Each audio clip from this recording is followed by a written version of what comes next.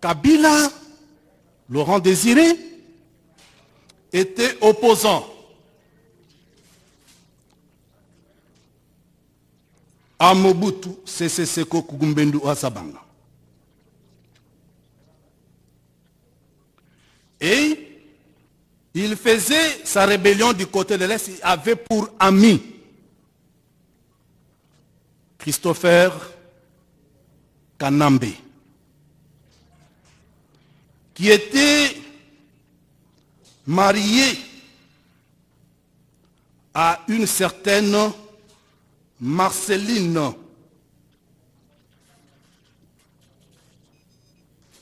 Et il est arrivé que ce couple, Christopher et Marceline, ont eu 3 enfants, dont le jumeau, 2 jumeaux. Et M. Christopher Kanambe trouva la mort. Ami à Christopher, Laurent Désiré Kabila va se marier coutumièrement à Marceline et va sociologiquement adopter, je dis bien pas juridiquement, sociologiquement adopter les enfants de Marceline. Et entre-temps, Abiyarimana, à qui Christopher faisait opposition, trouve la mort. Mobutu récupère la femme d'Abiyarimana. Comme pour dire en politique, il se passe des choses. C'est par cette façon que Kabila va être intégré, pas dans la famille biologique, mais dans une famille par alliance, parce que sa mère, Marceline, est devenue la femme de Laurent Désiré Kabila. Et cet état de choses est corroboré par le constat suivant. Maman Sifa n'est pas sa mère biologique. Laurent Désiré Kabila n'est pas son père biologique. Kabila n'a pas été adopté juridiquement. Toutes les demandes d'Étienne Kabila, d'Ibrahim Kabila, biologique, la génétique de Laurent Désiré Kabila, ces membres de famille réclament du prévenu, si vous êtes notre frère, comparons le sang par le test ADN. Demande irrécevable. Vous en avez encore pour preuve que Aimé Kabila, qui était dans la même logique, a été assassiné. Floribert Chebeya, qui était sur les traces pour la défense d'Aimé Kabila, nous connaissons tous le sort qui a été réservé à Floribert Chebeya. Tous ces faits, ainsi que les publications des journalistes, prenez Ngoïmou Kena, le professeur, commet une imprudence de révéler ce qu'était sa mission en tant que gouverneur nommé par le prévenu. Il dit, et nous avons suivi, j'avais 3 missions. Il fallait créer une identité proche pour donner à Joseph Kabila une paternité.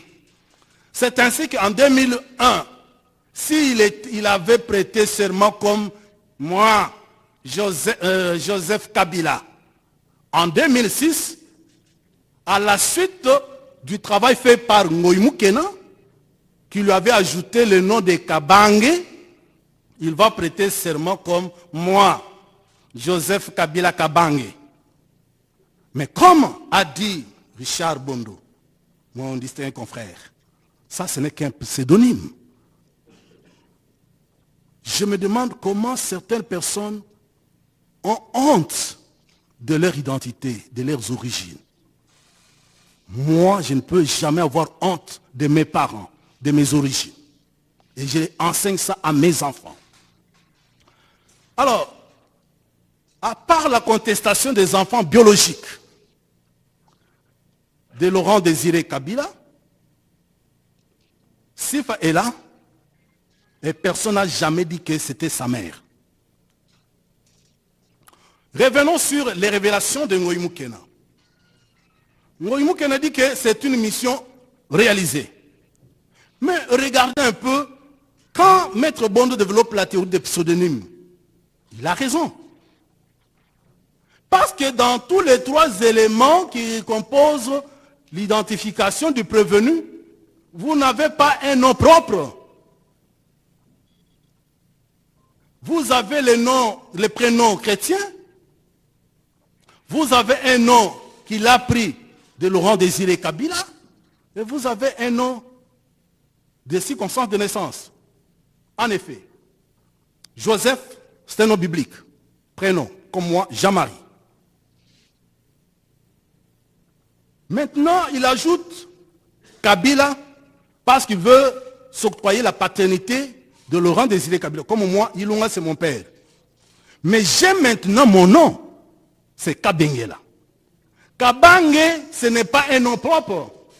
Kabange, ça traduit qu'il est né deuxième après Kyungu. Jumeau. Donc c'est un nom commun à tous les jumeaux qui naissent en deuxième position. Posons-nous la question. Alors finalement, quel est son nom? Quand vous enlevez le prénom, le nom qu'il a pris de Kabila pour faire de lui son père, et le nom de circonstance de naissance, quel est son nom? Il n'a pas de nom.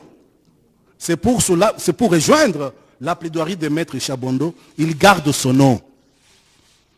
Hippolyte Kanambe. Et pourquoi j'ai fait cette démonstration, c'est pour dire que, contrairement au ministère public, Kabila ne mérite pas d'être jugé comme Congolais pour trahison. Il mérite d'être jugé comme espion. Parce que la loi dit que tout étranger qui livre les secrets de défense, qui livre les édifices, les bâtiments, les constructions à une puissance étrangère. Et donc, c'est un étranger qui était au service de la puissance ennemie. J'aborde la question relative à la confiscation spéciale. C'est notre contribution parce qu'il revient au ministère public de requérir là-dessus. La confiscation de biens du prévenu est en droit pénal une peine complémentaire généralement obligatoire, mais des fois elle est facultative. La confiscation spéciale peut porter sur le corps de l'infraction, sur l'objet ayant servi à la commission de l'infraction, sur les choses qui ont été produites par l'infraction, ainsi que sur les choses destinées. Nous insistons. Les choses destinées à la commission des infractions tant que la propriété revient au prévenu. Nous sommes sur le dernier point de l'article 14 du Code pénal congolais. Dispensez-moi de dire livre 1 parce que vous ne trouverez pas l'article 14 dans le livre 2. C'est pourquoi je dis article 14 du Code pénal congolais. La spécification du livre étant superfétatoire. Il est dit ceci à cette disposition légale. La confiscation spéciale s'applique uniquement Point 1. Aux choses formant l'objet de l'infraction et à celles qui ont servi ou qui ont été destinées à la commettre quand la propriété en appartient au condamné. Parce que des fois, on pense se limiter aux choses produites par la commission de l'infraction ou aux choses qui auraient servi à la commission de l'infraction. On oublie les choses qui sont destinées.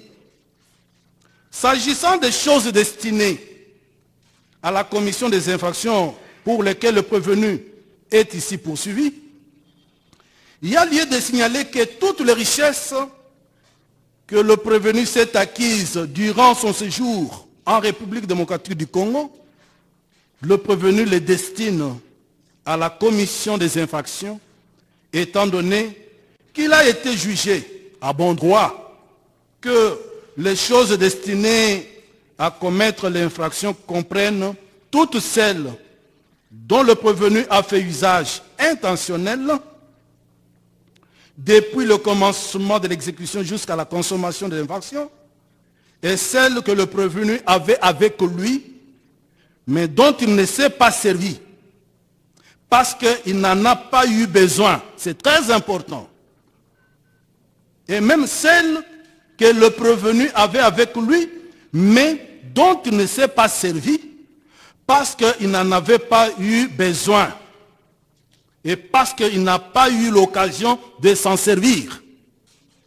Tel est le cas de toute la richesse accumulée par le prévenu.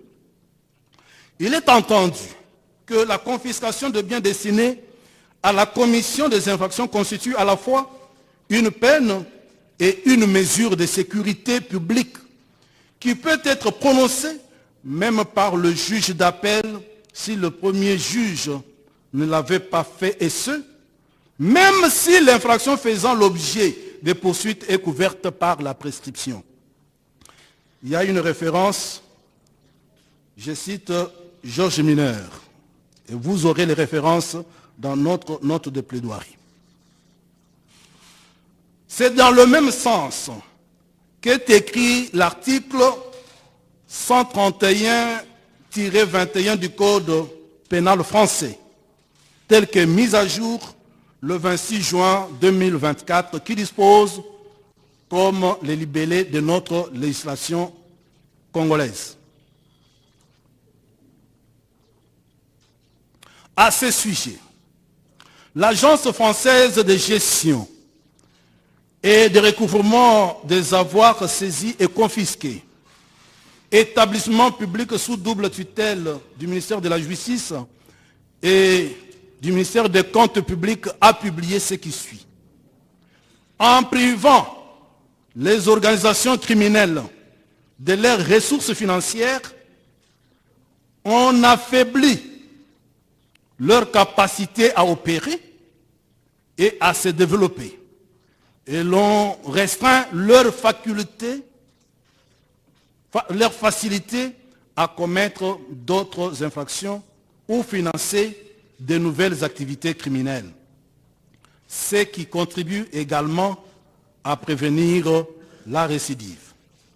Dans l'espèce, M. Joseph Kabila, alias Hippolyte Kanambe Kazemberera, fondateur et financier du mouvement terroriste AFC M23, trouve les moyens de faire fonctionner et financer les mouvements rebelles qui sèment terreur et mort d'hommes dans la partie est de la République du Congo, dans le gigantesque patrimoine qu'il s'est acquis depuis 2001 jusqu'à ce jour. Sa fortune est ainsi acquise constitue ni moins ni plus des biens destinés à la commission des crimes pour lesquels le prévenu est poursuivi. Il y a donc lieu, sous réserve de biens nécessaires à la survie du prévenu et de ses dépendants, de priver le prévenu de tous les biens qui lui facilitent la commission des infractions pour lesquelles il est poursuivi. Donc, votre haute cour militaire, sur réquisition du ministère public, comprendra que toutes les richesses, quand vous aurez déjà donné à la République, ces dommages d'intérêt que nous allons vous présenter, le reste de biens pourra faire l'objet de confiscation. Monsieur le Premier Président, j'en viens maintenant au droit à la réparation de préjudices subis. Il ressort des infractions mises à charge du prévenu Kabila Kabange, Joseph alias Hippolyte Kanambe Kazemberera, que certaines infractions ont la particularité d'avoir porté atteinte aux intérêts fondamentaux de la République démocratique du Congo et d'autres, à la fois à la République en tant qu'entité, aux provinces, ainsi qu'aux particuliers sous la protection de la République démocratique du Congo. Il en est ainsi de la prévention d'apologie des actes de terrorisme, de celles d'espionnage, de celles de complot ainsi que de celles de participation à un mouvement insurrectionnel. Il en est de même de toutes les infractions à victimes diffuses. Oui, infractions à victimes diffuses, telles que renseignées au point 1, petit 3, 4 et 6, ainsi qu'au point 2 de la citation à prévenu. Le prévenu étant poursuivi pour des infractions relevant à la fois de l'ordre public international, comme l'a dit et soutenu Maître Richard Bondo, que de l'ordre public interne, les droits à la réparation de préjudices subis par la République démocratique du Congo résultent des dispositions des articles 75 du statut de Rome de la Cour pénale internationale, qui fait corps avec notre nomenclature, sinon arsenal juridique. Les articles 258 et 259 du Code civil, livre 3. Et comme il a été jugé que le droit de voir des tribunaux de prononcer d'office les réparations civiles au profit des indigènes lésés n'existe que s'il s'agit des personnes physiques indigènes et non d'une personne morale. Là, je cite une jurisprudence, la République démocratique du Congo, personne morale, s'est constituée partie civile afin de postuler la réparation de préjudices par elle subie. En effet, si la République, personne morale, ne s'était pas constituée, vous seriez désarmés parce qu'il vous est interdit d'allouer des dommages et intérêts d'office lorsqu'il s'agit d'une personne morale. Et comme elle s'est constituée,